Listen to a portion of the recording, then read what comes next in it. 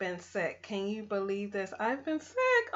I called out of work today because this morning I felt like I was on the line between getting better and getting worse. And so I'm like, I need this time to just sleep, take some medicine, kind of relax. And so I did that. So if you hear my voice going in and out, that is because of that. The weather has been super crazy. I think last week when I did a video, it was 5 degrees with like the windshield of -3 or 15 or something like that they said. In the last couple of days, it has been in the 50s and 60s. So within a 7 day period, we've gone from almost spring, summer weather and winter weather. And so I know that there are a lot of sick people that, well, not sick people. I know there are a lot of people that are getting sick around this time. So just bear with me as I get through this. So I want to welcome my new guests as well as my faithful guests that come in to listen to me every week.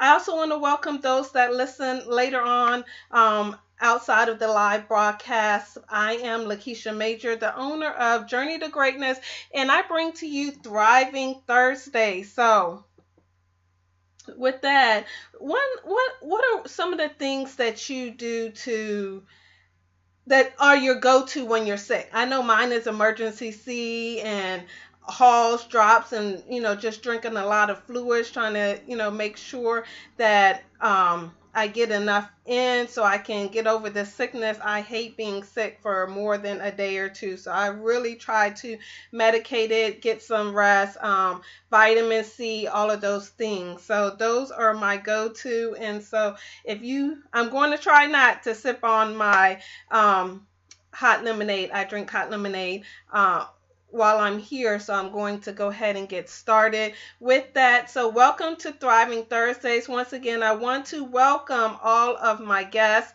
those returning and those new guests, and those that listen later on in their week or month or year. So today we are talking about being okay with asking for or receiving help.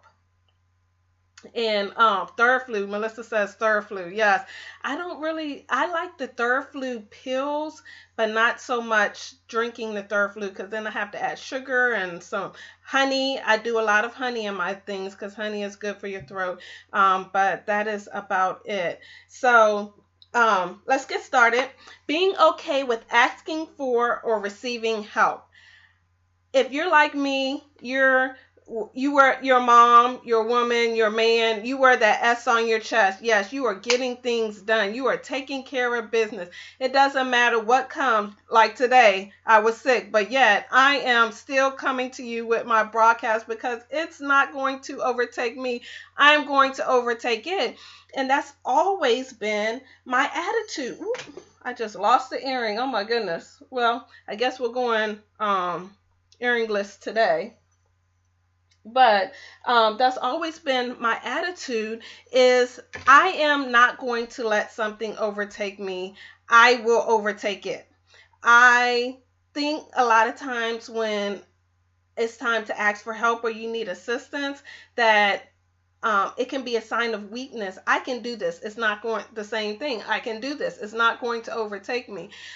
It's a vulnerability that you have to depend on somebody else. And I do not like depending on people just because they're either going to tell you no. The control person in me is going to say they're not going to do it the way that I want it done. They're going to do it in their own way, their own timing. And I have the attitude or the thought that if they're going to do that, I might as well do it myself. And that's not always a good attitude to have. So I'm going to give you some, examples. So one example of how I came up with this topic this week is because when I travel, I get a rental car. And so the rental car place isn't far from my house. And a lot of times I will just park at the airport and I would take the shuttle over to the rental car place, get my rental car, and then I don't have to bug anybody. I don't have to wait for anybody. Any of these things, it's just kind of inconveniencing myself to know that it's going to get done when I want it, how I want it, and not inconveniencing someone else. So I was talking to a friend, and I was saying, "Oh, I need to go get this rental car," and I was talking out loud about how I was going to do. I was like, "Oh." Since I'm not going to have it for that long, I'll park at the closer parking lot and I'll do this. And she's like, "Girl, please, I'll take you." No, I don't. No, you don't have to take me. It's okay because the times that I'm going to get the rental car is kind of early. When I'm going to take it back, it's going to be kind of early. Plus, you don't live around the corner from me. That's about a 20-30 minute drive just for you to come get me, to take me to get a rental car. It's really okay. I can do it. And so she reminded me, she was like, if I couldn't do it or if I didn't want to do it, I would have never said anything. And I'm like, that's true. She's like, just tell me what time to come and pick you up. And I'm like, okay, that's fine. So I told her what time to come pick me up. And so the next morning, I feel my nerves getting anxious. Have you ever felt your nerves getting anxious? I was like, is she going to remember? Is she up? Because I needed to pick the rental car up by 7 a.m. on a Saturday morning. Is she going to get here on time? Because anybody that knows me knows that it's just not a 7 a.m.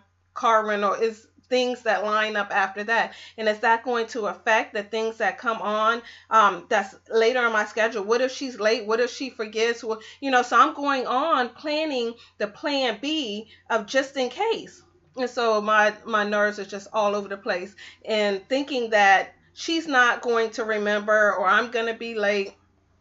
And none of that happened. My mind was revealing things that weren't even there. It was giving me nervousness, making me anxious for things I was creating in my mind, possibilities that could happen. So, in Thrive, there's a V, vacating negativity. I had to vacate the negativity in my mind and say, okay, I sent her a text message to make sure. She was like, yep, I'm on my way. I'm like, okay, that calmed my nerves. I had to reassure myself that it was okay. And so she picked me up and everything, worked out great. But I was thinking after this happened how the steps before and after that I took, the steps of thinking that, oh, I can do this. I don't need any help. I don't need any assistance. I got this. And then when I took the assistance of being nervous and anxious and saying, what if they don't do this? What if they don't do that? And so I want you to think about times in your life that you didn't want to receive help or you didn't know how to receive help. Another example of is like when the government shut down and people were calling and they were asking, are you okay? Do you need anything? I'm like, no, I'm good. And I'm sitting here like, okay, when are we going back to work? When are we going back to work type of thing? And so I had to humble myself and say, you know what? We really were, okay. Just not knowing when we were going back to work. But I had to humble myself and say, you know what? If you really want to, I do not want to block your blessings. If you really want to help, I will welcome it, but just know you really don't have to help. And so another example that you can take in is, as parents, I know me as a mom and I have kids and you want them to do certain things, clean the kitchen, clean the family area and all of these things. And so you want to give them responsibilities so they are assisting in the process. But then when they do it, you're going back behind them and doing it again or, telling them that they did it wrong. So they have to go and do it. So it seems like it's more work and you might as well do it yourself, right? Why ask somebody else to do something when it seems to cause you more stress than it does to help you? Well, one reason why you want to ask for help is because it is supposed to take a load off of you.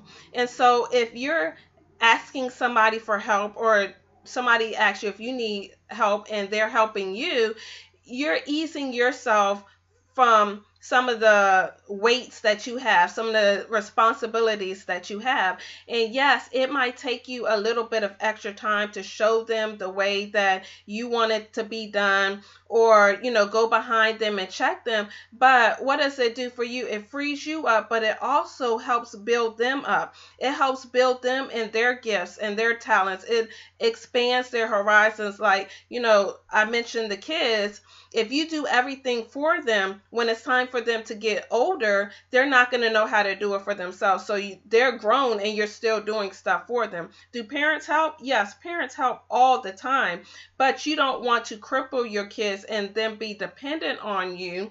You want them to be you want them to be independent when it's time for them to leave, and know how to, cook, clean, and take care of themselves and be productive citizens. And so that's the same thing on your job. That's the same thing, with your friends and family, is showing people how you expect for it to be done, or to the level that you expect for them to do it, and then allow them to do it. And so one way you can do it is not say we're washing the dishes. You don't wash the dishes with them standing right there and say, see, this is how I want the dishes to be washed. You allow them to wash the dishes, and you stand there and you direct them, and you show them, because then they will remember, their memory muscles will remember what it took for them to get it right. So they're going through the motions. They're, inputting the whatever it is that you need done. They're painting the walls the way that you want the walls painted, or the way that, if you're in sports, the way that you want this certain play to be ran. You allow them to do it, and you direct them. And so it's like saying you can give a man a fish and he fished for a day, or you can teach a man to fish and he fishes for a lifetime. So you don't want people to be dependent just on you. So you don't just help somebody else in developing. You're also allowing yourself to say, I can trust people. I can trust them in what I have. So you're being open to the vulnerability of somebody else. A lot of times we don't want somebody to do something because we found in society that people take credit for something that they've done, but it was really yours. And they were just helping you for. So they will take the credit and be like, well, I'm not even going to go there with them. I'm just going to do it myself.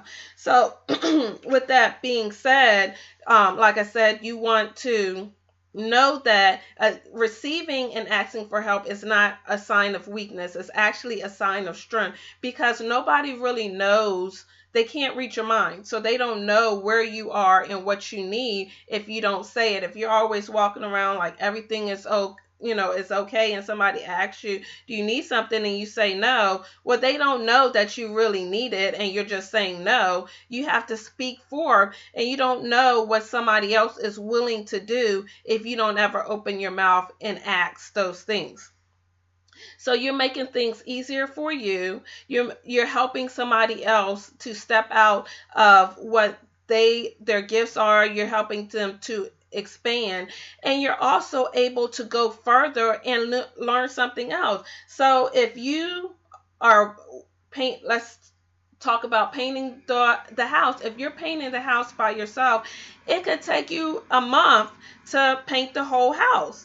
But if you ask for assistance or receive assistance from somebody, then y'all can finish painting the house in, say, 15 days or a week, which allows you to have a whole half of the month to do something else. So you expand yourself. You give yourself opportunities to do other things when you are willing to ask for help or receive help. And so with that being said, those are the things that I have for you today for Thriving Thursdays that I wanted to talk about, is being okay with receiving help. And so I am not going to take any more of your time. I am so glad that you joined me today for Thriving Thursdays. Don't forget to follow me on Instagram. It's Journey to Greatness 2911. Twitter, I have a Twitter page. It's 2TOG underscore Thrive. You can follow me on their YouTube. Uh, I think that's it. And of course, on Facebook Live right now. So thank you, thank you, thank you for joining me. I will welcome you back next week as we talk about another topic in which we are learning to not just survive, but thrive in every area of our lives. And what does Thrive stand for? Thrive stands for trust the process, highlight all wins, receive guidance, invest in yourself, vacate negativity, and evaluate your goals. Hello, hello, hello, and thank you everyone for joining. Once again, I want to thank my faithful listeners, my newcomers, and those that are listening after the broadcast. I want to thank you. And with that being said, have a great evening, have a great weekend, and we will see you back next week for Thriving Thursdays.